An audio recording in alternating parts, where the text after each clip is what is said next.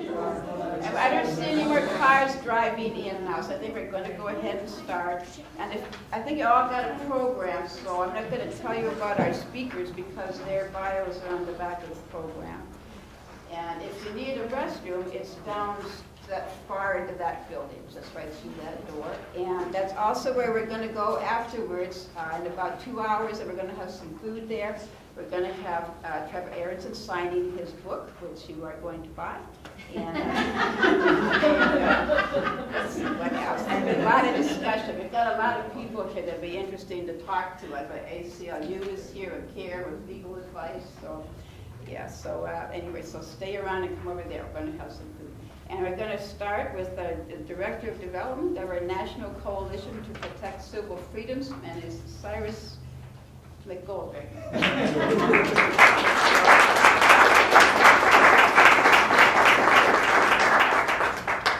Thank you so much. Good afternoon, everyone. And as we say in the Arabic language, Assalamu alaikum. Oh, you guys don't even need the Arabic lesson. You guys are all caught up. Okay. Good. Usually I have to explain to people that if you just say, if you return it, it just means peace be upon you, right? If you return it, that it doesn't make you a secret Muslim. So, that's it. But I appreciate it, yeah. All right? So I'd like to, just start by asking, just for my own information, like who here, I just want to help people identify themselves, like who here identifies as Christian? By show of hands, I guess, who identifies as Muslim? Don't be scared, FBI is not here. Anybody of the Jewish faith? Anyone of no faith that I identified? Brilliant. Any Aquarius, Scorpios? Excellent. Gemini, all right. So, thank you all for having me. It's my honor to be here. I actually came down from New York City on Wednesday, so I'm trying to stay as long as possible. This weather is much better than what I left behind.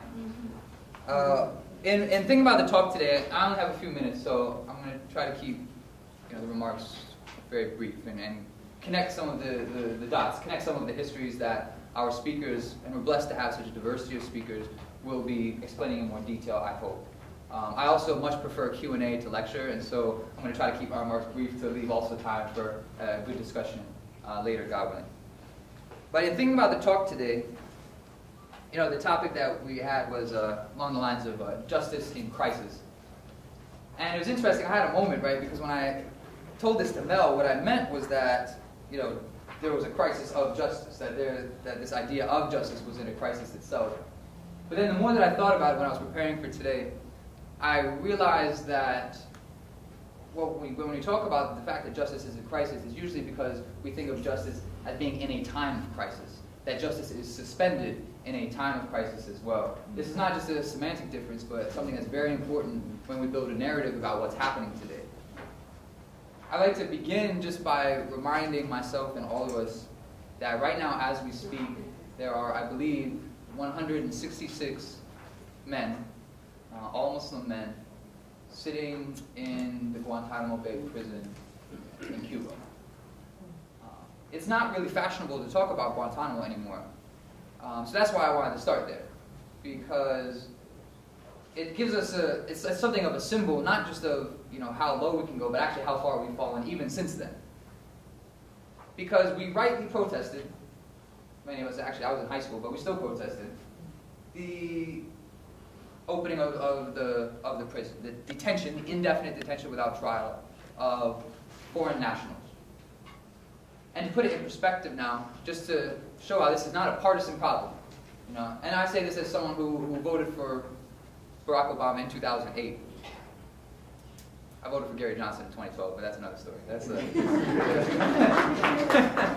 so, all right, Gary Johnson still gets some love in Florida. That's good. But just to put it in perspective, it was President Obama that signed into law the National Defense Authorization Act, allowing the military to also detain American citizens without trial, under suspicion, just suspicion, under their suspicion, that you had committed or were planning on committing an act of terror. The torture regime that has since been partially exposed, although no one's been prosecuted for that, and actually now the director of the CIA was, who just a few years ago, just 4 years ago, Brennan, you know, it was almost impossible for Obama to appoint him to the CIA chief. Now, after 4 years and after 0 Dark 30, now it's okay again to think about this, and so he was actually selected. And now it's still being used. We're going to talk about solitary confinement. I believe today this is a crucial aspect. This is torture. You know, I'm not the scientist that said this, but solitary confinement is torture, and this is still being used today on people, no matter your citizenship. The assassination, extrajudicial assassination of foreign nationals, which used to be a taboo topic, at least to talk about. I won't pretend that it wasn't happening, but at least it was bad to talk about. Now is being openly done on even American citizens. And I hate to separate this. You know, I don't think that human rights are any different between foreign nationals and American citizens. I only make that distinction to illustrate the point, because many people do think that way. And the fact that this has even been extended to American citizens is just one more, just raises the stakes, I suppose. It shows just how bad it is. This precedent has been used by Obama a number of times, not just on Anwar al-Awlaki and Samir Khan, both American citizens in Yemen who were accused of crimes but never tried or anything like that. But then again, weeks after al-Awlaki was killed, his 16-year-old son, Abdurrahman al-Awlaki, was killed in a separate strike. Robert Gibbs, was Obama's senior campaign advisor, when asked about this, when asked about why was a 16-year-old boy, an American citizen, killed in a targeted drone strike, under a specific order from President Obama. They have been very proud of the fact that he personally approves every execution, every summary execution that happens around the world. You might remember that New York Times, you know, article glorifying this program, you know, talking about his principles, ironically. And Robert Gibbs responded that he should have had a more responsible father, that this was enough for killing a 16-year-old boy. As if he could choose. As if he could choose. Amazing, really. Like, and you look at the picture of this kid, it's just the face of a baby. And so I begin with this not to depress you. I know there's a few things that I haven't mentioned. I mean, the war on immigrants, the war on whistleblowers, the war on labor has been devastating, sustained, even escalated in the last, 5 years. But I'd like to take a step back, you know, and fit this within our American narratives of freedom, of even tolerance. And I always smile when I say the word tolerance, because tolerance is a very low bar to set, you know, for justice, for social justice and pluralism. The fact that I have to tolerate you means that I don't really like you at all, but, you know, we have to live here together, so let's at least try to smell nice for each other. But this narrative, though, even of freedom, I think is important to critique, because very often this is analyzed, this is discussed within the frame of American exceptionalism. We have always been this city on the hill. And we forget often. I'm reminded actually of being here in Florida, because I feel like there's still a vibrant culture, at least of remembering Native Americans, of indigenous peoples here. And we forget that this country itself, was a settler colonial state that was founded on the displacement and genocide of Native population. We forget that, and I'm a strong defender and believer in the Bill of Rights, especially out of the whole Constitution. I think it's a good document. But we forget that the right to vote was granted only to free white men. And this is crucial. You know, it's very important that we understand where we came from, to understand how we got here, but also how do we get out. Because what that Constitution embodies, at least now, you know, after the much-needed amendments that have been added since, are a set of ideals, right? They're a set of ideals that most of us, I think, can rally around. You know, it's the idea that human rights can be enshrined in civil rights, and it's an important distinction as well. Human rights, remember, human rights you're born with. Civil rights are what the courts might defend for you. And ideally, those human rights are enshrined in civil rights, but just because the law does not protect certain human rights does not mean that you are not owed them, that you do not deserve them. And so very often, I know in the National Coalition and in some of the organizations here, we, you know, in as much as we fight to protect civil freedoms, we are coming up against what I believe Steve Downs said best is a broken judicial system, essentially. Separate judicial systems, if you will, that have existed perhaps for a long time.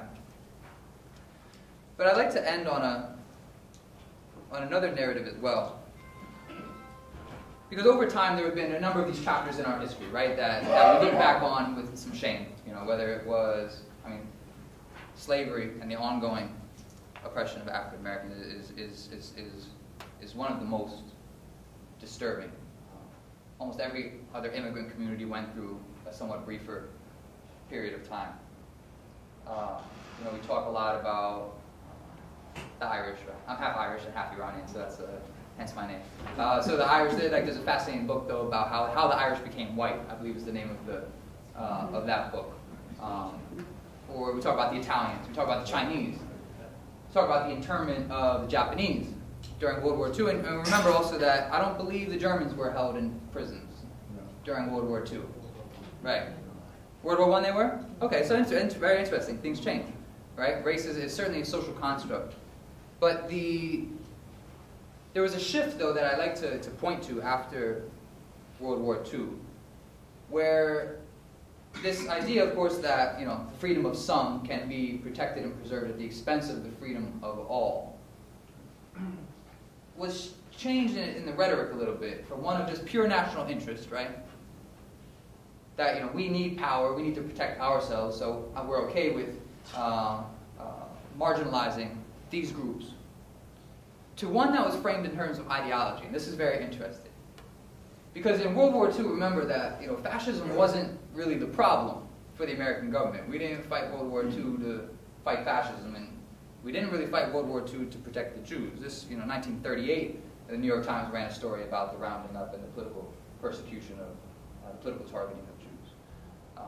Remember, George Bush's grandfather, Prescott Bush, was openly supporting the Nazis and funding them, and businesses, IBM and others were working with them. This is not a new history.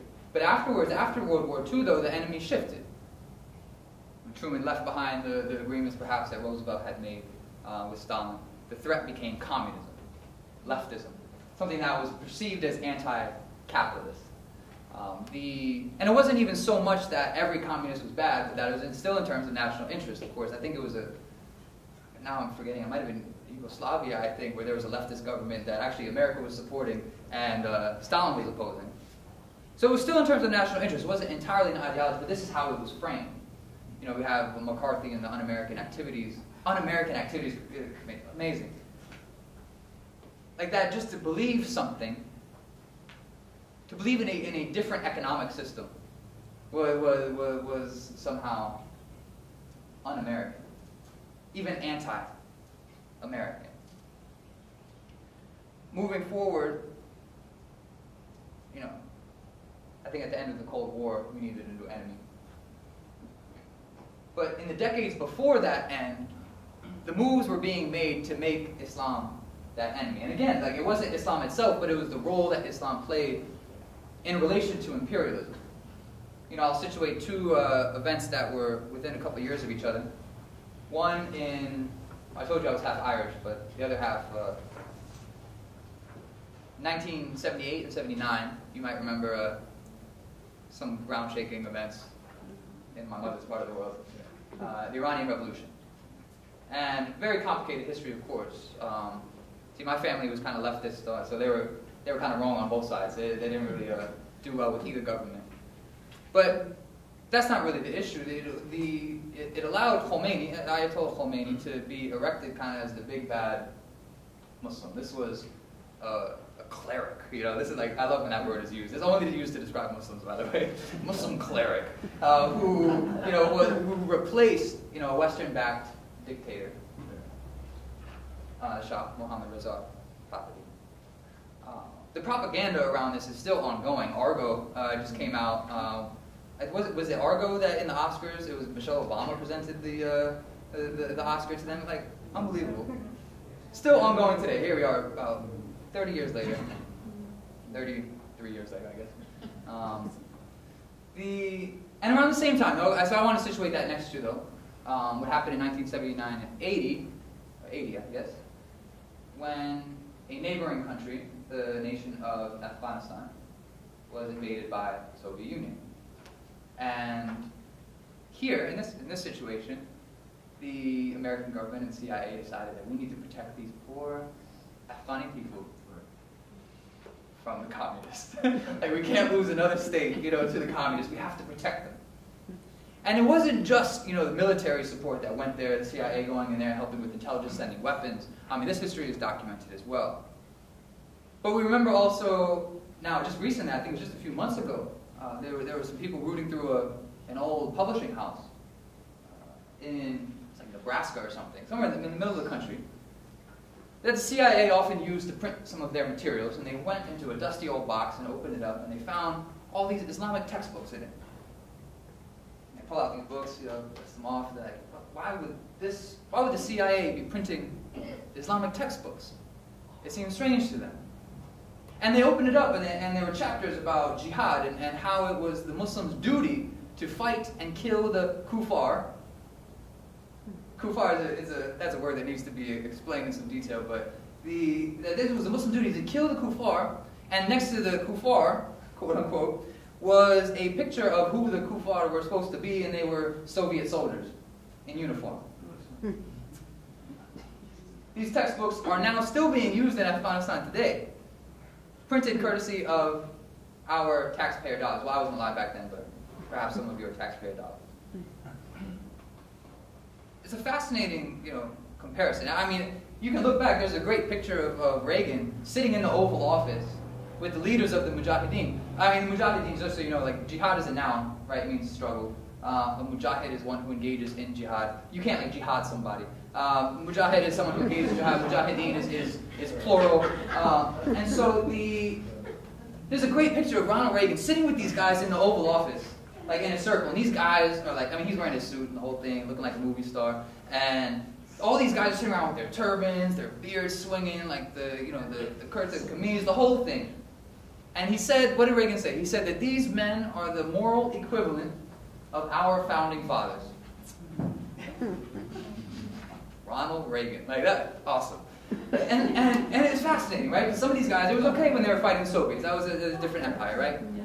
But, and some of them, they made a career out of fighting Soviets. Like Commander Khattab, the New York Times wrote this glowing article about this guy in '96, about his warrior mystique and how he was fighting the Soviets, and Putin finally killed him. But some of the other guys, after they expelled the Soviets in the late '80s, they turned west and looked at the other empire that was messing with them. And it's important to understand, Islam itself wasn't the issue, but it was how. But it allowed really for the creation or the reinstitution of this bad guy, of the Muslim other.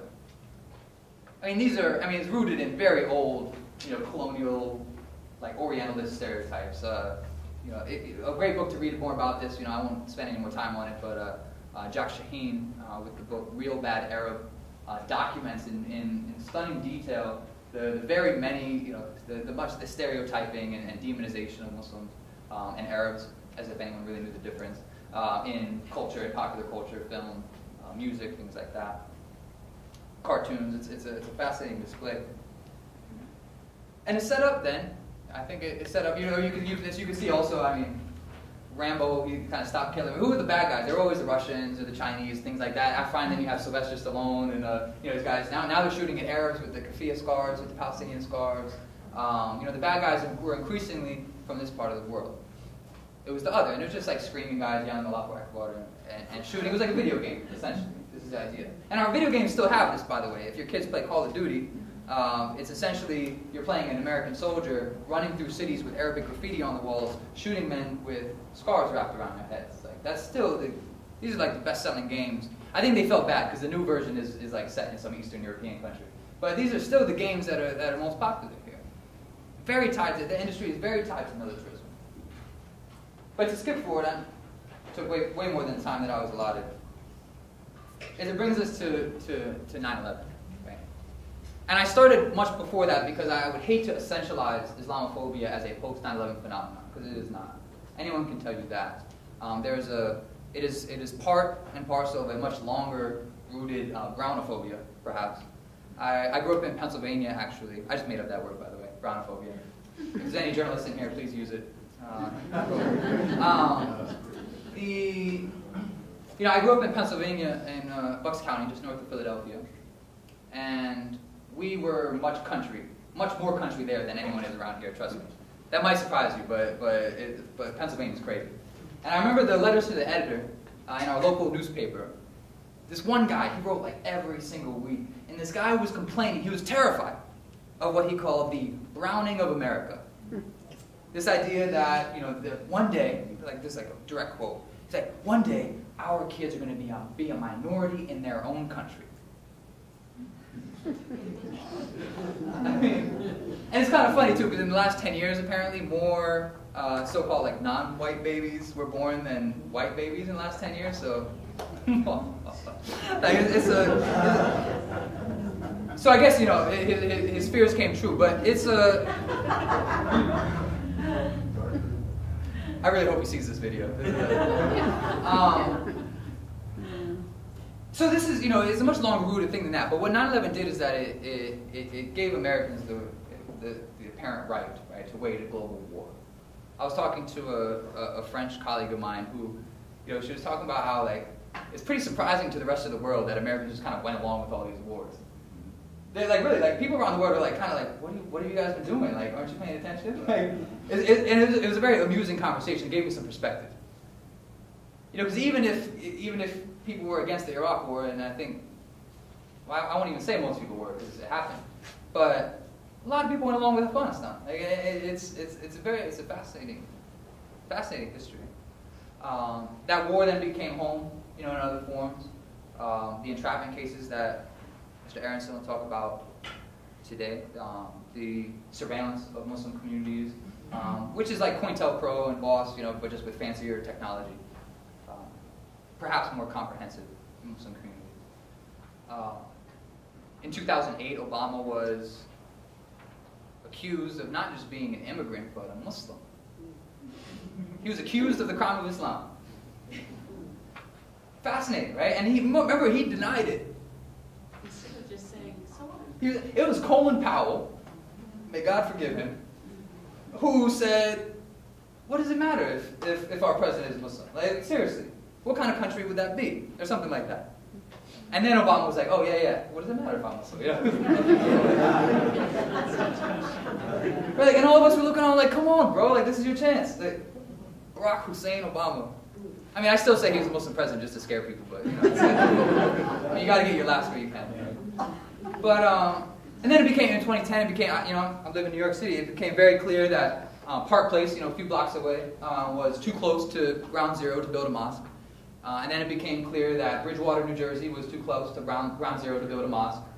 And then Murfreesboro, Tennessee was too close to Ground Zero to build a mosque. And then Temecula, California was too close to Ground Zero to build a mosque. And it became very clear that there was no place in America where that was far enough away for mosques to exist or expand. Or where religious freedom is protected. Basically, you know, Pamela Geller published a book, you know, about how to oppose mosque projects. And it sold a few copies. Trevor, if this civil rights thing doesn't work out, you know, there might be a career in opposing Islam. Unfortunately, there's a market there. There's a market there. And so, anyway, you know, there are much more sinister ways than that. Of course, most of these projects have been allowed to proceed. There are more sinister, of course, attempts to criminalize Islam and free speech, religious expression. The anti-Sharia bills, I guess there's one, I heard there's another one trying to go through in Florida. I was wondering why there were 78 anti-Islam bills. Kara counted 78 anti-Islam bills or anti-international law bills that were trying to be passed in state legislatures. I'm not a math guy, but I thought there were only 50 states in the country. 78 state legislatures, 78 times they tried to do this. Which would have made, like, making wudu, like washing before prayer, that would have made that a felony in Tennessee. Like, this is the type of language that was in the bill. To pray in congregation, to have like 6 of us in a row, would have been a felony. Like, this is, it's crazy. And it's the same bill, that was all over the place, these copy-paste bills. But there are more, I think there are also, while that has been very clear, you know, the Supreme Court's been pretty clear on that one, that that's not okay. There are more subtle ways, of course, that they're whittling down our civil rights. dare I say, our human rights. Surveillance is, of course, one of them. This is something that we seem to have accepted wholesale. I think in New York, people are just tired. Muslims are just like, whatever, I got nothing to hide. And that's sad. It's sad to hear that, right? That we have to give up our right to privacy. So it's like, well, what are we going to do about it? We have, the entrapment cases ongoing. Just a few weeks ago, Ahmed Farhani had to take the guilty plea because he was looking at life. Some of the guys you see around here, many of them are in prison right now. I knew some of these guys. Shahar Mateen Siraj, we work with his mother. And she herself now is being targeted for deportation because of her activism on these issues. Carlos Montes, ongoing struggler. Of course, Professor Samuel Arian. All these cases are ongoing. Newburgh 4. 4K, so many of these people, Newburgh 4 and the entrapment cases are fascinating. One of the Newburgh 4 defendants was schizophrenic. They couldn't even bring him to the sentencing of the other 3. They couldn't even take him out of the jail. That's how bad it was. These are the evil masterminds behind these terrorist plots that they're providing for the headlines.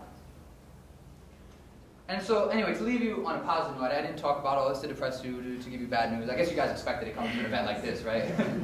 But at the same time, I think of this as an opportunity, and I'll end there. It's a remarkable opportunity to be on the right side of history,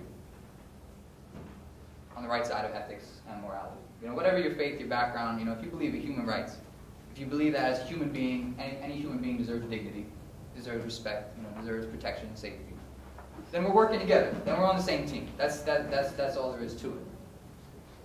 And so keep, and you guys are doing. I was telling the folks today. I'm so impressed. I love what's going on in Tampa. The fact that you are all here on Saturday afternoon to hear about these types of issues, to organize around them, is amazing. I'm not sure we could get a crowd like this to talk about this in New York City. Very pleased. I'm so blessed to be part of this event today. Keep working, keep learning, and keep educating. Keep sharing, keep connecting, keep communicating. Keep asking questions. Keep asking questions and educate through asking questions. If it's just a battle of rhetoric, no one's really listening to anyone else. But a lot of people just kind of respond automatically based on what they perceive to be their partisan interests. Ask questions, really make people think about what they're saying. Think about how would that be and how would you feel if that were you?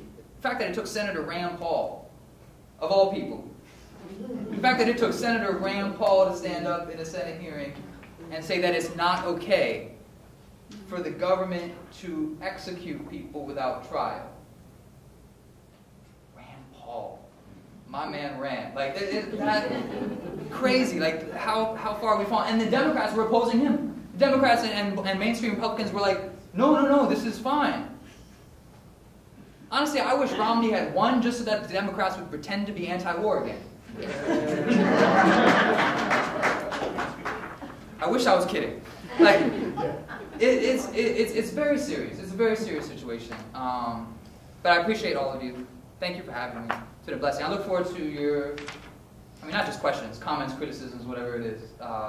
Just discussion, dialogue, because that's really what's going to keep bringing us all together. Thank you for your time. Assalamu alaikum.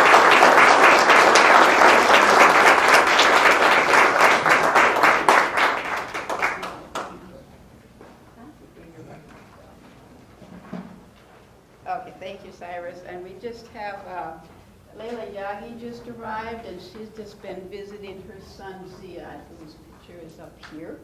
And he is in the federal prison in Coleman. And so I'm going to let her tell you the story about that. If you're ready to go. Thank you for coming.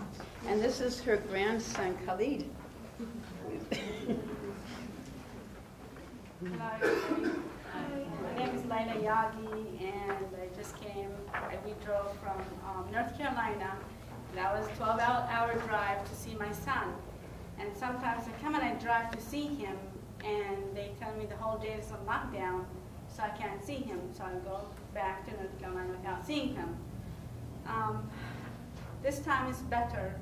I got to see him yesterday for about 2 hours or more, and then today I got to see him for an hour.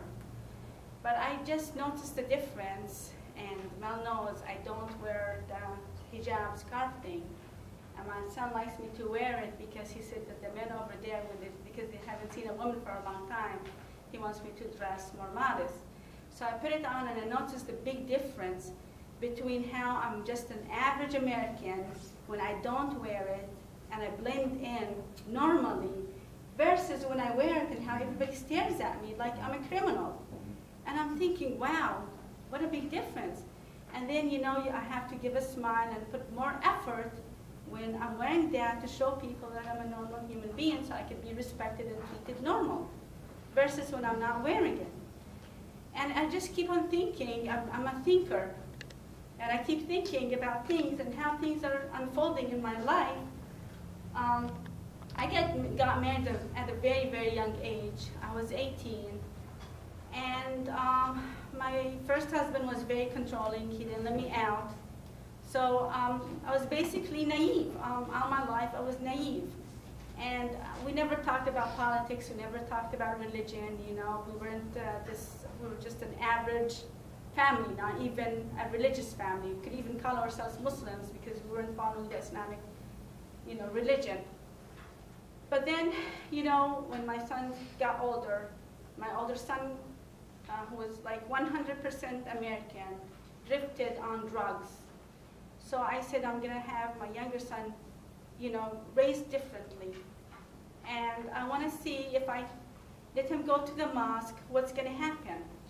So he went to the mosque, and he was a very good child, very calm, very good in everything. He didn't, you know, bother me in anything, well disciplined. He would listen to me all the time. You know, if I tell him not to do something, he would say, okay, and he would do it. He wouldn't do it. And so what happens is that the feds, or, you know, whatever, it raises red flags if you go to the mosque and you pray a lot. So he would go to the mosque and pray a lot. But that was just like a year or even less than a year when he switched and started going to the mosque, and I encouraged him to go out and be with people like you know, calm people who don't do anything, very high moral standards. They'll go and play basketball and stuff like that. And then, you know, he would go to these lectures where they tell them that they're not supposed to commit adultery and whatever, they should be married. So he went to also get married at a young age, like me at 18, and have his own family. And he wanted to also learn Arabic because I did not teach him Arabic. So he went overseas the first time he was 18, and we have a home over there, you know. Both my father and his father's side both have homes, and so often, you know, my family members would go and stay there throughout the summer, but I wouldn't go because it's really expensive and it takes a lot of effort and whatsoever. So my son decided he wanted to go. He went there the first time to learn Arabic and to get married. It didn't work out with him, and he came back, and he had a two-way ticket. The next year, he went with his friend Omar, who's also now incarcerated, and he stayed probably a month. He went to Palestine, he was denied entry, then he went to Jordan, and then he went on to Egypt, which is where Omar is from. And nothing, you know, everything normal happened. There were kids playing, basically, very young, immature men playing and just fooling around and, you know, going after women and just having fun, going to the beach and whatsoever. And when he came back, before he went, I was questioned, why is my son going overseas? And I called my son, I told him that the FBI is looking for him, and he's like, why would they be looking for me? That's strange. Just don't talk to them. This is weird. And he didn't think much of it. He didn't even know why. And then when he came back, the FBI kept after him and his friend. And later on, after, you know, they went to trial, I found out that they wanted his friend to be an informant, you know, that you go in and you snitch on people and you actually have to lie because not just you're an informant, you have to be very deceptive and trick the person into saying something about the word that they're looking for, which is called jihad, which is, when we look at it, it's called struggle. So basically today when I was wearing the hijab, it's called jihad, because I'm actually struggling with how people are staring at me and how they view me as a terrorist. So we use that word a lot in our life. When I drove the 12 hours, you know, drive with a young kid who nagged me most of the time in the back seat, that's called also jihad, because I'm struggling, you know, to stay driving the 12 hours and calming him down at the same time. So that's the word that we use, but they want to hear it in a different way. They want to actually hear the word that they're looking for, jihad, which means violent jihad, when you go overseas and you kill or you try to kill Americans for some reason. But we're Americans, so I don't see how that fits, you know, Americans killing Americans. But then, because I'm Muslim, they don't portray me as an American. They say, your government, or it's like, what government? But I'm an American, you know, so this government is my government. So it's like, it confuses me. So anyway, they put informants and they let people trick the person into saying something about jihad, and then, you know, they videotape, they record them, and they have wiretaps on them, whatever. Well, my son had none of that, but one of his co-defendants was talking a lot. He's a white American Muslim. He was talking a lot about the wars against Iraq and Afghanistan, and they did not like him because he was very vocal. And they wanted my son or his friend to be informants on that guy, and they refused. So they wanted to actually basically get back at my son and his friend because they didn't want to be what they wanted him to be. And they kept coming to my apartment and asking me and asking my son the same thing over and over again about this guy. His name is Boyd, to say something about this guy. And we didn't know what they wanted to know about this guy, so we kept saying, we don't know what you want to know. Actually, after they arrested my son, a whole SWAT team, and this is, by the way, just for the show, okay? Because when there's no people, there's no guards even, there's no SWAT teams. But they had a SWAT team, and they made a big, huge show for the media that, you know, and they arrested my son out of the pool. My son had cleaned my apartment, and he was trying to cook for me. I was out running an errand with an older lady. When I came back, she called me and she said that your son was on the news and he's arrested. And I started screaming. I mean, screaming, literally screaming, running upstairs and downstairs, and just basically ripping my clothes apart. I was so upset and sad. And then I really didn't believe her. So she said, if you don't believe me, call his father, call Omar's father, his friend's father. And I called him. He said, yeah, they were arrested. And he was crying also. So then my son calls the next day, and he's like really worried about me. And he's so worried that they're gonna arrest me. And I told him, why would they arrest me? I didn't do anything. No, he would call the office lady. He's so worried that the FBI is gonna arrest me. And I would say, I told him that I didn't do anything, why would they arrest me? He said, well, I didn't do anything, and they arrested me too. So then the FBI comes to my house to give me my son's belonging, which is his ski and his swimming shorts, and I asked them why they're doing this to us. And they said that they feel if they pressured my son enough, if they kept him in jail, pressured him enough, they would tell him, my son and his friend, whatever they're looking for against that guy, Boyd, okay? So then I told the guy, I escorted him out, I told him I wanted him out of my apartment. And I thought, surely my government had made a mistake, and a month or two would pass, and my son is going to be out. Well, a year passed, 2 years passed, 3 years passed, and now almost 4, and my son is still in jail. Pre-trial was mostly my son was in solitary confinement, mistreated. Of course, they want to pressure them so much so they can do some kind of act of violence, so then when they commit that act of violence, they will say, look, well, he is violent. And one of my friends, her son is also in jail, said that they do that to the Muslim people because there's nothing on them. But the only way they can get something on them if they keep pressuring them. And my son called me one time, he told me I was working and I had to take his call, and he said, you need to call my lawyer right now because the guards said that they're going to come at night and beat the heck out of me. And that was for nothing. So they were harassing him, and of course we have to hear Osama bin Laden. When I go to visit him, I hear the guards saying Osama bin Laden and stuff like that. They think I don't hear them. I hear them, but I pretend that I don't hear them because, you know, if somebody's ignorant and somebody's going to act like that, I'm not going to stoop down to their level. Let them talk whatever they want to talk. I know, you know, who I am, and I know how I raised my son, and I know that we're very, very good people. And we go out of our way to help people. My son was going out of his way to help people. He never asked if this is a Muslim or non-Muslim. He was giving the last dollar in his pocket to any homeless guy who asked him for money. Any guy on the street who would ask him for money. And he never asked if that guy was Muslim or non-Muslim, if he didn't care about his ethnic background, his religious background, his color, nothing. So then,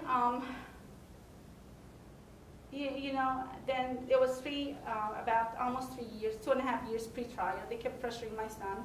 They wanted him to take the plea deal. And now, after this experience, a lot of people in jail are innocent. It's so unfair. You take the plea deal not because you're guilty, okay? When people take the plea deal, it has nothing to do with guilt. It has to do, you're going either a life sentence, you take this life sentence, or you take the plea deal, that's gonna be 10 years. But my son's case was different. He didn't want to take the plea deal, not just because he wasn't guilty, because on top of that, they told him that he wants him to testify against the other people, his co-defendants. And that means he has to lie and tell them basically what they want him to say. It's like a script. So I'm sitting there every day at the trial, and I'm seeing, by the way, they're all corrupt, the judges, the prosecutors, even the lawyers, especially the ones who are appointed by the government. They're all corrupt. The judge is very corrupt, okay? The prosecutors are more corrupt. It's a very, very, very corrupt system to the point that it's scary. And only the people who are on top, the people who have money, they're the ones who are going to get out of it, okay? Not the 1%ers, okay? Corporations are the ones who rule this country, not our president, not our government, and not the good people. It's just corporation and it's just money, okay? So I'm sitting there and people think I'm dumber than I am, but I'm smarter, honestly, than most people are sitting there. Because people are trying to convince me that the judge is good because she smiles. No, you know? The wolf smiles when he tries to eat you, okay? He's gonna show you his teeth and it's gonna look like a smile, but that's not a real smile. Okay? I'm sitting there and I'm taking everything and I'm reading her facial expressions, her body language, everything. So she's putting up a show, okay? But she's pretending that she's sustaining and objecting and whatever. But she has in mind already, everything is set already. Everything is preset before the trial. Her mind is made up. What's going to happen? Everything is made up before the trial. The trial was just a stage. I'm sitting there and she's pretending she's objecting and sustaining and whatever, but at the end, she's listening to the government because they're the ones who hired her and she got the rules from them. Okay? And everything that my son's lawyer would tell her, she would object to that and she would listen to the government, to the prosecutors. And of course, okay, we lost the trial because, you know, we're terrorists to them, to the people who are in the jury. We're terrorists. We're nothing but terrorists. Because why? The media brainwashes people to let them believe that Muslim people are terrorists. And it's so easy. I just wrote that on my Facebook page, on my status, that I found out that it's so easy to brainwash people about that something is evil versus brainwashing people about something that's good. I could come and tell somebody, oh, this guy is awful and he had done such and such and such and such, that person is going to believe it. Versus me saying that that person is a good guy. Well, I have to experience it to see that. I don't believe that all people are good. So we all know, okay, that evil prevails for some reason. So it was a stage. We lost a trial, okay? There was no evidence against my son whatsoever. No evidence whatsoever, okay? Except they paid people money, tell them to go say that. My son was not on any of the tape recordings, nothing. But they kept putting my son's picture up, brainwashed the jury. They probably even scared the jury backstage, I would tell you, okay? And they'll say, United States versus Yaghi, which is my son's name. And they'll keep on putting his picture over and over and over and over again until people are thinking, okay, you know, who's this Yaghi, okay? They don't look at a young man sitting down there who's about to be, for the rest of his life, in jail. Then when there was no evidence, and the boy took that plea deal because he wanted to save himself and his kids. So he took the plea deal, and part of that plea deal is to come and lie against the other people, the other co-defendants. But for some reason, okay, he said there was no conspiracy going on between him and my son. There was no conspiracy. So that means there's nothing going on between them. So the judge, okay, had to give my son a sentence, okay? She wanted to give him one of the highest sentences, okay? After we lost a trial, I still had hope, okay, maybe the judge has a heart. Maybe she'll give him time served. Maybe 5 years, maybe anything, just let's get out of this, okay? What bothered her the most, okay, is that she wanted my son to almost beg her, okay? But when he stood up high and he said, okay, I didn't do anything wrong, she did not like that. She said he doesn't feel any remorse. Okay, I'm trying to say remorse for what? I mean, for every action, there's a reaction. You go kill somebody, you feel remorse, you get punished. But for somebody who goes and visits his uncle or his grandfather or his rest of his relatives and his country, what is wrong with that? I don't see what's wrong with that. And then she goes that, okay, in other words, since, there's no conspiracy going on, Yaghi was acting as a lone wolf. He went over to Jordan to recruit people. By the way, there's nothing like that in Jordan. There's no terrorists in Jordan. People are very, very, very peaceful. It's a very peaceful country, okay? So she said he's going over there to recruit people, and he's acting as a lone wolf, and she gave him 31.5 years. And when she gave him that, she looked at my face directly to see my reaction, how it's going to be. It's evil. She was very evil. The whole thing was evil. So my son got 31.5 years. Okay, I went running outside the court. And my son wrote me a letter. He said, please be strong. I love you. You're the best mother on earth. Okay? And don't look at it as numbers. Okay? Don't look at it like that. And from now on, I don't look at it as 31.5 years. I look at it 1 year, 2 years, 5 years. Because if I do, okay, I'm going to end up looking heavier than this because I was slim, but I get depressed, so I sit a lot and I think, I'm just thinking, why this happened to us out of a lot of people, okay? So when people tell you Muslim people are terrorists, don't believe that. There's a lot of evil going on in this world, and there's a lot of things behind this. There's reasons they're portraying Muslims as evil and as bad, and mostly, I would say it, and I'm not shy to say it, and I'm not scared to say it, is to go steal their resources over there.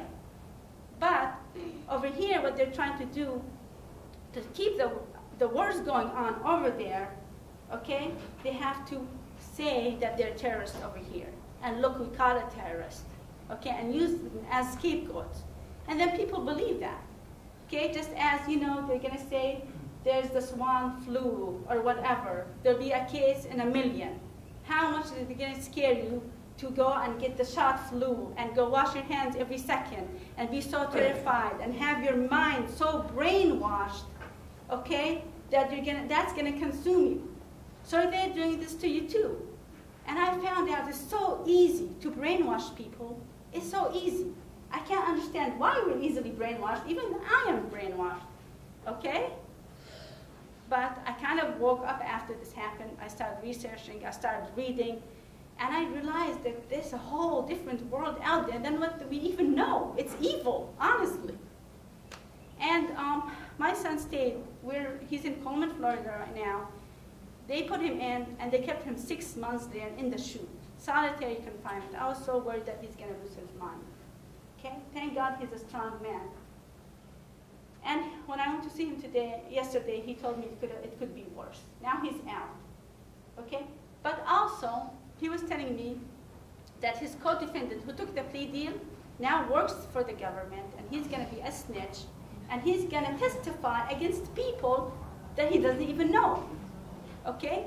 And that's what they asked my son to do too, to go testify against people that he doesn't even know, because the cases are weak. These are no cases. Okay, when they say they caught a terrorist, that's not a case. The only way they can build up a case is have some witnesses say, yes, this guy did such and such. That's the only way, because there's no physical evidence. Does anybody have any questions? I'm sorry, guys, it took so long, but Yeah. I mean. Is your son out now, you say? No, he's in the jail, but he's out of the SHU, which is solitary confinement. Oh, okay. Yes. But we're doing an appeal. He has 31.5 years. The chances for winning an appeal in federal court is 1%. Okay? But we're hanging on to that 1%, and we're hoping that he's going to be out. You have a good lawyer? Now we do. First, I had an appointed lawyer, which basically made my son think. Now I reached out to some organizations, one of them is MJI and MLFA, and they're helping me pay for this lawyer because I couldn't do it on my own. And I also did a lot of fundraising. Facebook even sometimes helps, not that much, but some people even send money through Facebook. Yeah, because I have a PayPal account on there.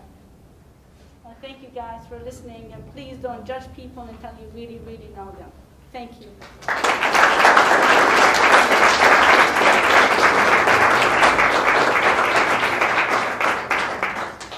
Okay, thank you, Laila.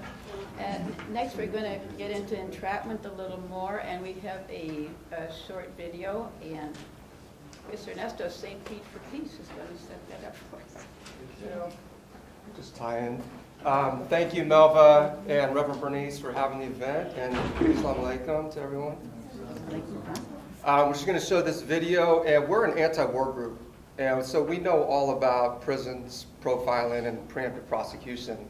Many of us have gone to jail for protesting, for feeding homeless people, for holding up a sign. But we also know that it doesn't even come close to compare to being African in this country, or being Latino, or being Arab or Muslim. And so we've, in the past 10 years, put a lot of our effort into not just standing up for our rights and speaking out against wars, but also for standing up for people in this country whose lives are being brutalized by our government. And Laila,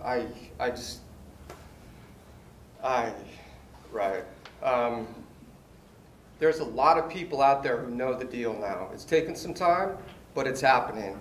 And like Cyrus was saying, this is a great opportunity for all of us to be on the correct side of history. And I don't think that it's that far from happening, because the people who are doing these types of things, they're becoming so egregious, they're so filled with hubris, that they're making these types of things even not palatable to the typical American. So the film that we're going to show is one of the tools that we use to get people informed as to what's happening. And when we share stories about what's happening to you and your son, and happening to the people that we see up here, most people, their heart can turn. So let's hold up our heads. Let's use the tools that we have. We have people who beautifully speak. We have terrific books to pass on. And this is one of the films that we can use to help turn the tide. Thank you.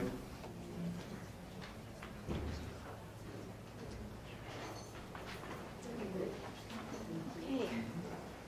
And now our next, we have a speaker next, and I'm very happy to introduce Trevor Aaronson, who has written a wonderful book, and you're all going to buy it. It's really good, and I just read it last week, so thank you for coming.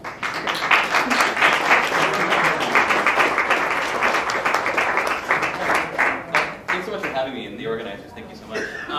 Normally when I do these talks, I start with a good anecdote and a sting operation that is particularly absurd, but I don't think I need to do that given that you just saw this video.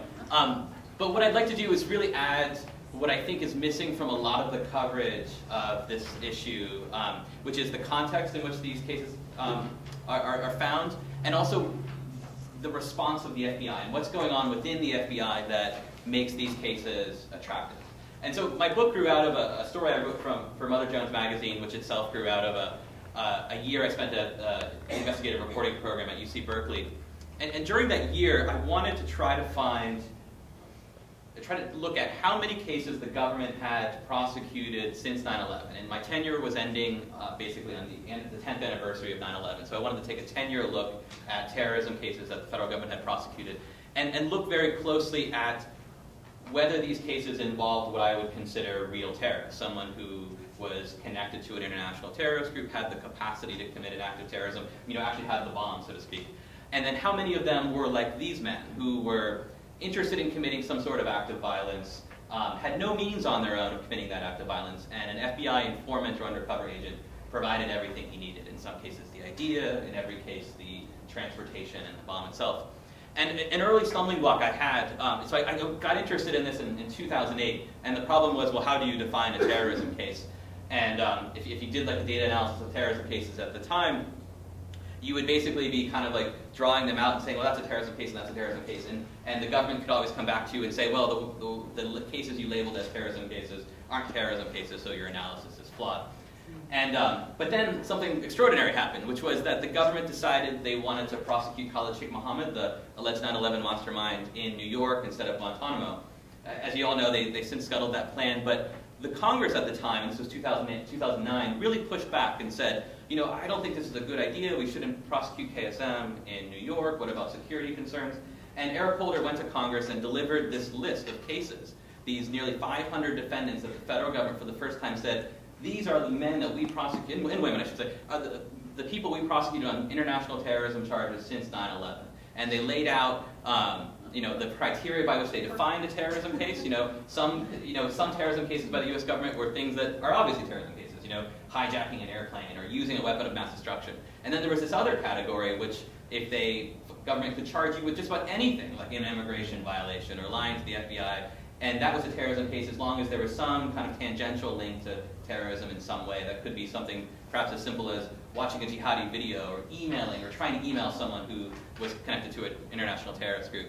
And so I had this list of nearly 500 cases, and I had a year at Berkeley and a research assistant to go through every one of them. And so we went through every single one, thousands of pages of court records, and what we wanted to determine and what we did was build a database that laid out these cases, that laid out, was an informant used, was the defendant connected to any terrorist organization, did he have the capacity to commit a crime, a terrorist act, and then if an informant was used, the role of that informant. Did the informant provide information, like you think of an informant, the role of an informant, or did he act as an agent provocateur? And what was incredibly extraordinary, and I want to preface this by saying that this is data that we provided to the DOJ after we were done. This is data we published. This is data that organizations like NPR have used, and the DOJ has not refuted any of this. And what we found is that of the 500 cases, we can throw out about half of them for being things that you wouldn't really consider terrorism. These are men charged with immigration violations, with lying to the FBI, and their connections to terrorism aren't necessarily public, but the government labeled them as terrorists, but they were not in any way involved in a terrorist plot. And then, let's drill down and say, okay, how many of them were actually dangerous? And if you look at it generously, of the 500 cases, really only about 5 were. There was Fajr Shahzad, for example. He's the man that delivered the bomb to Times Square. Fortunately, it didn't go off. There was a man named Najib al-Azazi who had connections to overseas terrorists and tried to attack the New York City subway system. Unfortunately, was thwarted. And there's men like Richard Reed, the shoe bomber, the so-called underwear bomber. But taken generously, there's 5 cases that we can point out and say this was a dangerous guy. On the other hand, there are 150 men in the decade after 9/11 who were like the ones you just saw, James Cromedy, the Duca brothers, who, for whatever reason, aspired to commit an act of terrorism, whether it was they were ideologically committed to it, or they were lured into it by an informant, or they maybe didn't even know they were involved in a plot so much, like in the case of Yassin Aref. There were 150 of those cases. And so since then, it's now 12 years since 9/11, and then a year and a half since my original study, we now have about 175 defendants who are like these men, and we still have that 5 who were the truly dangerous ones.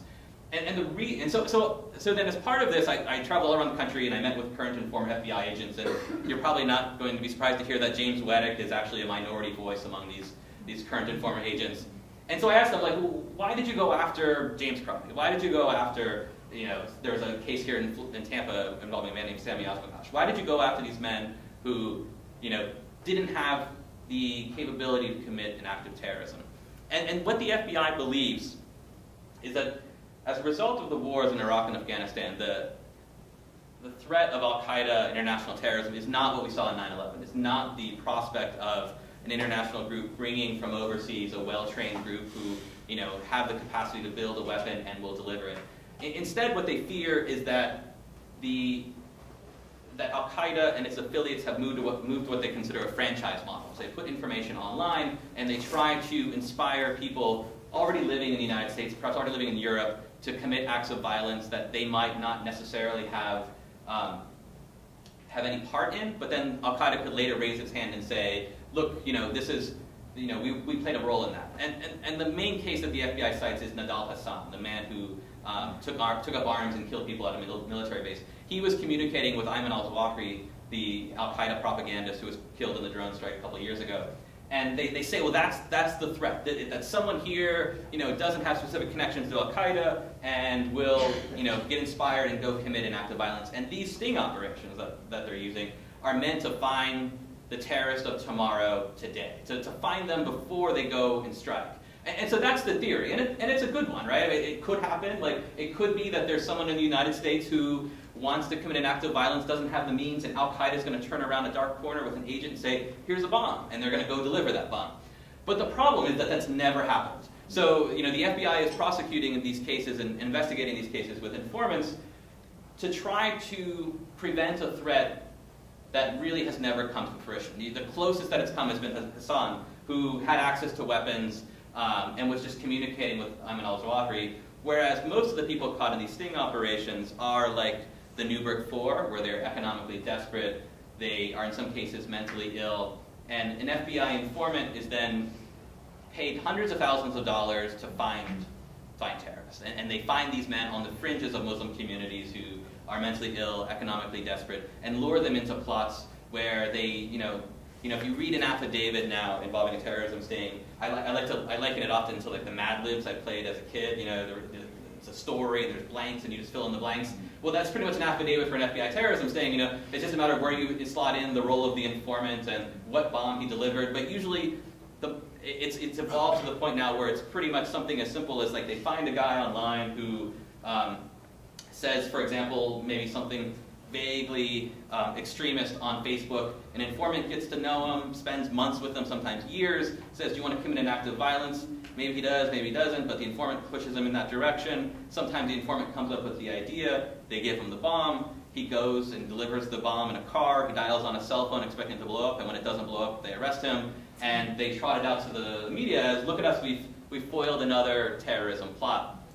And the driving force behind all of this, I think some people in this room may disagree with me, and certainly there's been evidence from within the FBI that there is a lot of bigotry and Islamophobia. So, for example, there have been training materials that described the Prophet Muhammad as a cult leader, and charity among Muslims as being a front for raising money for terrorism. And these examples of bigotry exist within the FBI, and they only recently pulled that sort of training material. This is the material that counterterrorism agents would receive. But I don't think that there's any, like Robert Mueller or the high-level executives of the FBI are there saying, we want to stick it to Muslim communities. What I really think is happening is that there is a bureaucratic evil that's occurred. And by that I mean Congress sets the budget for the FBI every year. And so before 9/11, the FBI's focus was mortgage fraud, organized crime, drugs, the typical areas that you would think of.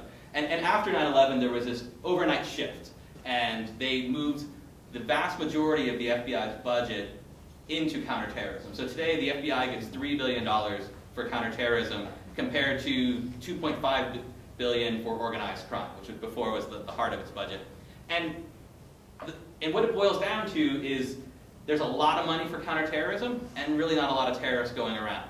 And so Robert Mueller can't go back to Congress every year and say, hey, you know what, I spent your $3 billion and we didn't find any terrorists. Instead, he goes to Congress and says, we found terrorists. We found James Cromedy, the man who was caught in that tape, and doesn't tell Congress, well, James had mental problems, he worked at Walmart, he didn't have access to weapons, he didn't know any terrorists, he only got involved in it through the use of an informant. Instead, he tells Congress, James Cromedy was about to plotting with others to bomb synagogues in the Bronx and launch Stinger missiles at airplanes taking off from Stewart International Airport. And Congress believes that.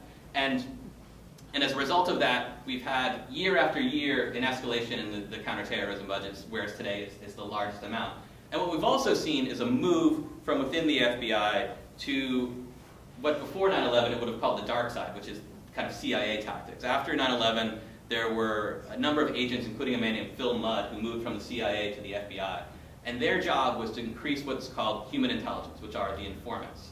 And when most people think of the FBI and the abuses of power, I think they think of J. Edgar Hoover and COINTELPRO and the terrible things that they did to civil rights organizations and infiltrating them, and they did. And we're just only now hearing about some of these things. For example, we just found out that Ernest Withers, the celebrated civil rights photographer, actually was an FBI informant who was ratting on MLK's organization.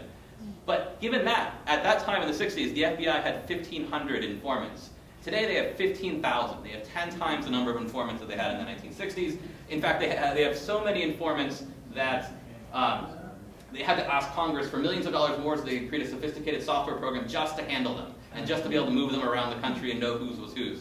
And what this has done is the mixture of money and informants has created a system where it's built-in pressures all along, and it's built-in pressures from the top. So Robert Mueller and the executives at the FBI get $3 billion from Congress. They put pressure on their field offices to find terrorism cases. They've got all this money, so the field offices in turn put pressure on their local agents to find terrorism cases. Those local agents put pressure on the informants to find terrorism cases. Those informants are further incentivized by the fact that, hey, if I find a terrorist, I can make $100,000 or more. And so then they go into communities, and they go into Muslim communities around the country, including this one, and look for people who are interested in committing violence. And what they ultimately find are the people that say, no, I'm not interested in committing violence. But they do find people who say yes, and these people are the ones who are economically desperate. There's a case in Seattle involving a man who had schizoaffective disorder, which means he had trouble, distinguishing between reality and fantasy, and he was the one who was brought into a terrorist plot. And so what they've effectively done is, imagine, I live in St. Petersburg, imagine that the St. Pete Police Department said, okay, we're going to send a bunch of informants into the largely African-American South St. Pete, poorer section of town, and offer money for anyone who steals a car. And when we bust those people for stealing cars, the media is going to report how there was a rash of car theft and the St. Pete Police was there to do its job.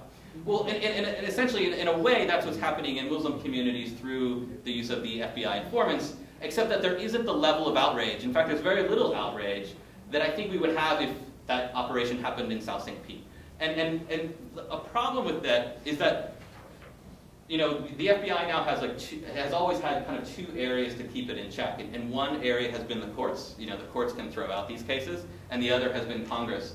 And in these cases, there's almost 100% conviction rate for two reasons. One is that it's proven almost impossible for any of these defendants to argue entrapment, in part because the bar the Department of Justice has to overpower an entrapment defense is to say that, well, he was predisposed to commit a crime. And that predisposition can be something as simple as watching a jihadi video. The other part is that these crimes often involve such horrific plots, like bombing subway stations, bombing downtown skyscrapers, that for a jury, it's hard for them to kind of get over, to build empathy and sympathy when they can think, oh, well, my brother works in that building, or I ride that subway system. And at the same time, Congress hasn't really been willing to challenge these in any significant way, in part because Congress is obviously political body. It's difficult to be the guy who's weak on terrorism. So we really haven't had the level of criticism of these cases yet. And so for that reason, the FBI has been emboldened. And what we've seen, a lot of people like me thought, well, when Obama took office, we'd see a decline in these types of cases. We've actually seen an increase and a doubling down of these policies, a further use of agent provocateurs, and now, almost universally, men caught in sting operations under the Obama Justice Department have never had connections to international terrorists. It's always been an informant who provided the connection, the informant posing as an al-Qaeda operative, and then lured them into a plot. And then the other problem in these cases, and I should have mentioned this a moment ago, is that because the FBI controls every aspect of the case, they can create these fantastical plots that will qualify these defendants for mandatory minimum sentences that are draconian in nature. So, in concocting a terrorism sting operation, the FBI could say, okay, well, let's give you a gun and we're going to send you off into the mall and you're going to shoot a couple people in the knee. And, that would be a terrorist act, right? But for the FBI, it's, go big or go home. So they say, we're going to give you this big bomb and we're going to put it in this truck and you're going to drive it to the downtown building and you're going to kill thousands of people. And that has two effects. One effect is it's going to overwhelm that jury. The other effect is that it's going to qualify the defendant for mandatory minimum sentences that are decades, 25 years, life in prison at times. And the person who's in a position of saying, do I want to go to trial, has to face the prospect of, well, if I go to trial, I'll spend life in prison, or I could cut a deal and spend 10 years in prison. And what we're seeing more and more, in about 90% of the cases, is they choose to cut a deal. And so what's interesting now is that we're actually getting to the point where some of the earliest cases, some of the defendants involved in the earliest cases of sting operations are now reaching that 7-year point where they're stuck, which is the minimum sentences some of them have gotten in plea deals, and they're starting to get out. And so these are people that 7 years ago the Department of Justice had said, you know, this was a dangerous terrorist and he was going to kill innocent Americans, and now they're out of prison and they're just being released back into the community, and the Department of Justice isn't saying anything about it. You know, if these are really dangerous terrorists, then you'd think they'd say, you better be careful, there's a guy in your neighborhood who was convicted of terrorism charges. And actually, it's so egregious, in fact, that in 2003, in a State of the Union address, George W. Bush talked about this group known as the Lackawanna Six, who had traveled overseas and actually went to a training camp and got to the training camp and realized, you know, being a terrorist kind of sucks, and I'm gonna go home. And so they go home and they go back to live like normal lives, and then they get busted for having gone to the terrorist training camp. And the main evidence against them was that they happened to cook in the kitchen, which is providing material support to terrorism. And so George W. Bush described this as a terror cell in a State of the Union address and compared it to others that were busted in Germany and East Europe. And they're now out. You know, so in 2003, George W. Bush, a decade ago, George W. Bush said this was a dangerous terror cell, told the whole nation in the State of the Union address, and now they're out of prison and no one really says much about it. And so, you know, this actually suggests that, you know, they weren't terrorists, or that the Department of Justice feels that after a short prison sentence, terrorists can be fully rehabilitated. So I'll let you decide which that is. And then the other thing to think about, you know, in these cases, we have yet to see an example of, you know, the FBI is so concerned about the so-called lone wolf, the guy who is in his apartment and becomes inspired by Al-Qaeda and goes and commits some sort of act of terrorism. And what we know is that that's never happened. You know, there has yet to be that guy, except for Hassan, and it's a very different case because he was on a military base, but there has yet to be some guy, say, living in Tampa, who says, I'm going to, you know, commit some sort of act of terrorism, and puts together a bomb and delivers it somewhere. And so that either means that the FBI is perfect at its job, that for 10 years it's got off the street every would-be terrorist who would ever strike the United States, or it means that the threat has been overblown by the FBI, and the use of these sting operations have created an effect where it has exaggerated the threat of Islamic terrorism, because these sting operations turn people into terrorists who would never be terrorists, and then the general reporting by the media, which tends to be pretty thin, is about how, look, we busted a terrorist and this guy was dangerous, and it leaves the community with this impression that Islamic terrorism is a real and dangerous threat within the United States, when in fact, I'd like to point out that, you know, more people in the last decade have been killed by, you know, lone gunmen, like we saw in Colorado and Connecticut, than have been killed by, you know, lone wolves with Al-Qaeda sympathies. And so, yet, we're spending billions of dollars to combat this threat that, over the last decade, we can only point to 5 examples of. So that's really what I think we're doing a Q&A after. I usually like to have these as dialogue, so I'm happy to answer questions after. And is that right? Okay. Okay. Thank you so much for having me.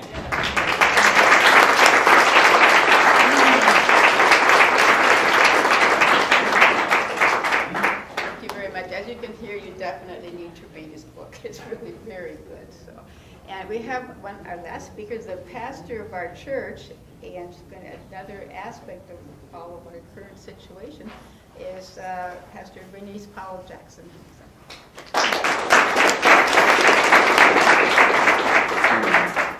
Welcome, welcome, welcome. It's nice to see everybody.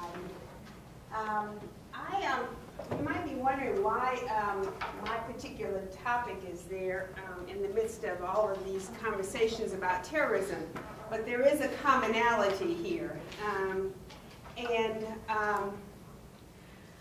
I want to commend to you 2 things. One is a book by Michelle Alexander. It's called The New Jim Crow, The Mass Incarceration of African Americans. It's out in paperback now. Michelle Alexander is a law professor at Ohio State University. She used to be on the legal staff of the ACLU in California. And also this Monday evening at 10 o'clock on PBS, I'm not sure which of the PBS stations here, but one of the PBS stations has a video called The House I Live In. It's done by Eugene Jarecki, who is an American filmmaker, and it's about the mass incarceration of African Americans, and particularly around the war on drugs. And so there's the common thread. When America declares war, everybody better watch out. Whether it's on war in another place or war at home. Ronald Reagan declared a war on drugs in 1982. And at that time, there were 300,000 Americans incarcerated in prisons and jails in our nation. In the years since 1982, we have grown from 300,000 Americans incarcerated to 2.4 million Americans. Michelle Alexander's book is only focused on, and a lot of what I'm going to talk about today comes from her book. A little bit comes from Eugene Jarecki's video.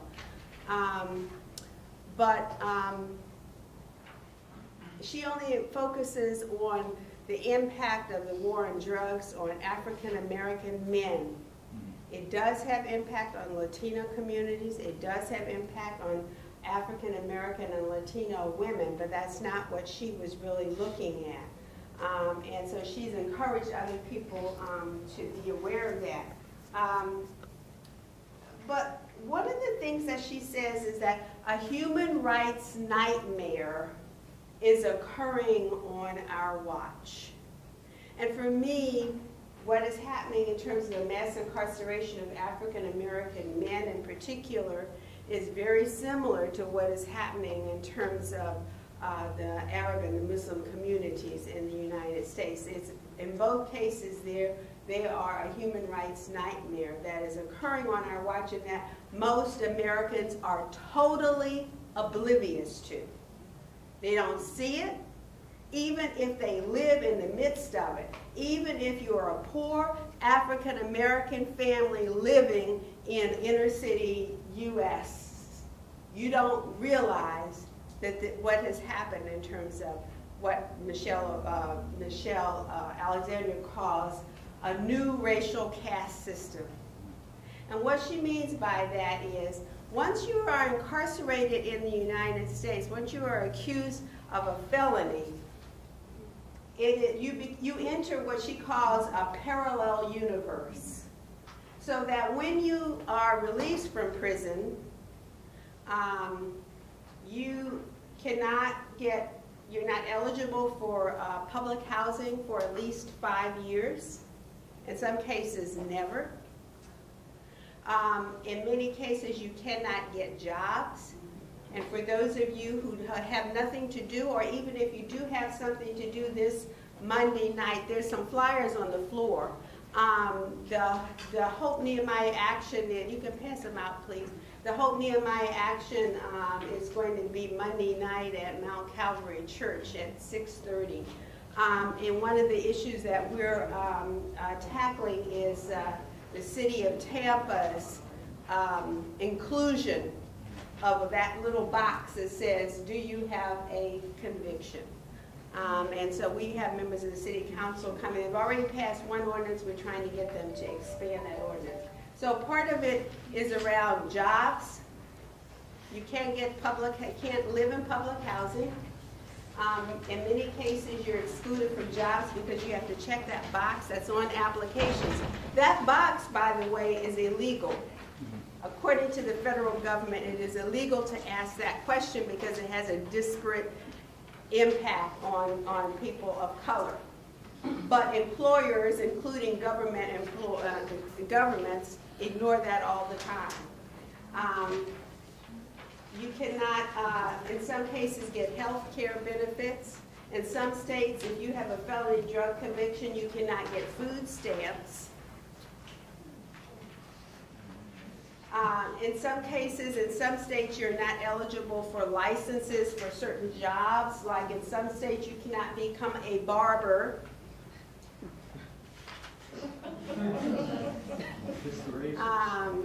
Yeah, there's a real reason for that. So you enter this parallel universe where you can never get out. It's a racial caste system that you can never get out of. And she calls it racial because it's not overtly racial, but when you have, oh, shut up, Siri. When you want Siri to work, she doesn't work. When you want her when you know, you really can't get out of this system. She calls it a racial caste system because even though it's not overtly racial, it has a disproportionate impact on African American men. African American men are somewhere between 20 and 50 times more likely to receive convictions around drug cases than white males. She probably does better than I do the numbers. The other things the other similarities between what we were talking about before and the whole question about the rising of the incredible rise of incarceration of African Americans, both of them, the war on drugs and the war on terrorism, have very few, the police have very few legal constraints about what they can do. And so that's a similarity between the two. Another similarity is that the courts have pretty much given a free pass when it comes to cases around terrorism or when it comes to cases around drugs. They've pretty much said, you're not, if you appeal, it's probably not, you know, 1%, she said. It's probably not, it might be a little bit better for drug cases, but not very much better. And so the courts have given a free pass to those, they pretty much immunized, if you will, the criminal justice system. Whatever they do, however they get their information, using informants, using whatever. They do really SWAT teams. The other intersection point is the enormous amount of money. The enormous amount of money that our government spends on these cases. And the enormous amount of money that police departments can receive for SWAT teams.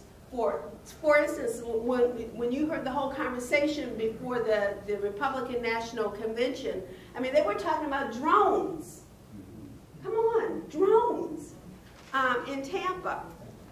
You know, the possibility. Now we've still got the cameras up down there. What are they doing with them? Nobody knows.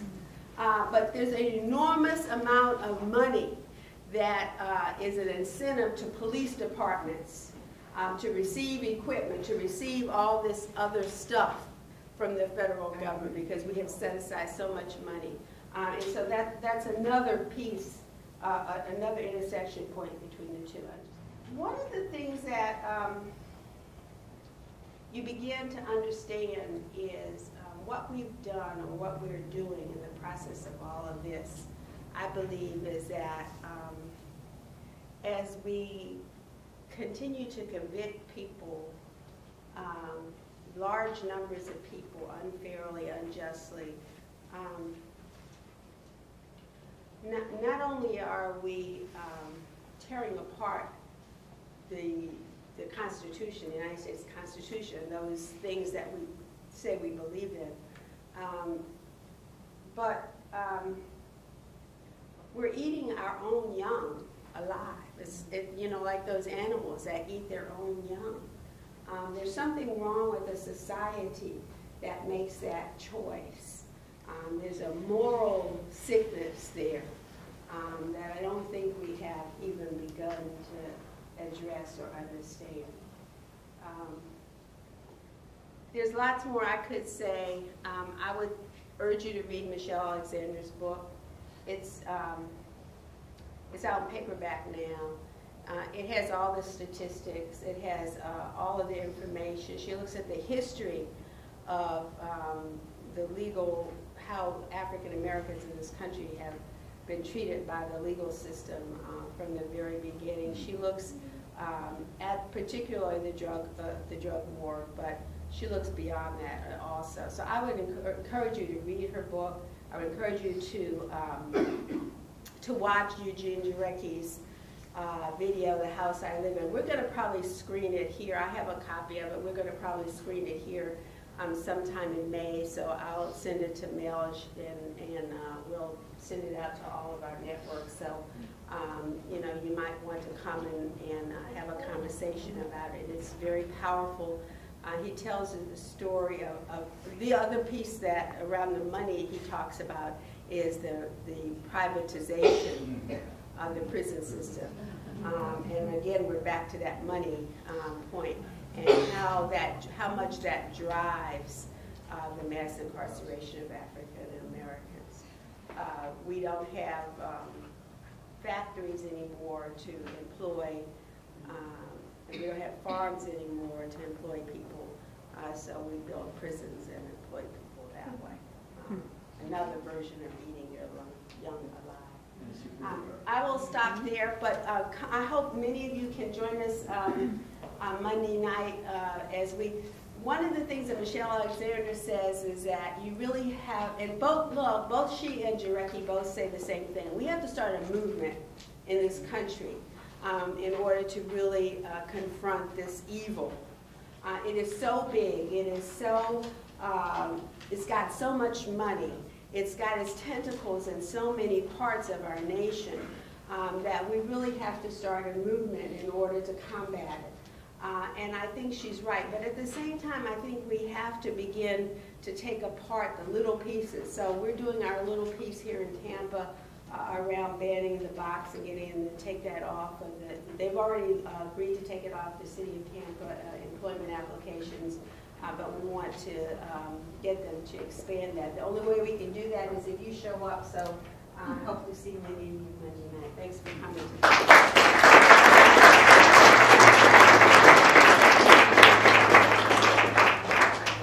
Thank you. There's another important component to this. Right now we have just one very short film, Torture in U.S. Prisons, which again affects all of us, all of our communities. And it's only 5 minutes long. And I want to point out some people are going to have some questions and information in the other, in the fellowship hall. And Joyce, you're going to be, right? You have information about there's some legislation going on right now in Florida about the prisons. Okay, so just hold your hand up so you can see the Okay, I should. Okay. Okay, so you probably like They have a table. Yes. Okay, so I just want you to come in. Okay, very good. Yeah. And we have a Dream Defenders person I just met the other day. He's also very concerned about our prisons here and doing some good things. And so I'm just going to show this. And Lois, did you have an announcement? I want to tell you that we have a lot of rights and beans over there. I'm hoping I don't want to be eating this for the rest of my life. I'm going to head over to start warming up now. There's more than just rice and beans. I don't think so.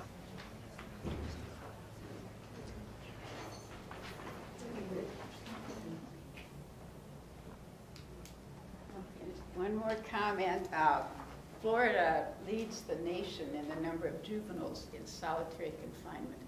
And we have, we're collecting some signatures in there, so that's something else to look for. That's by the National Religious Campaign Against Torture. And they will go to the legislators with that. So please sign that, and we'll see you over there. Thank you very much for coming.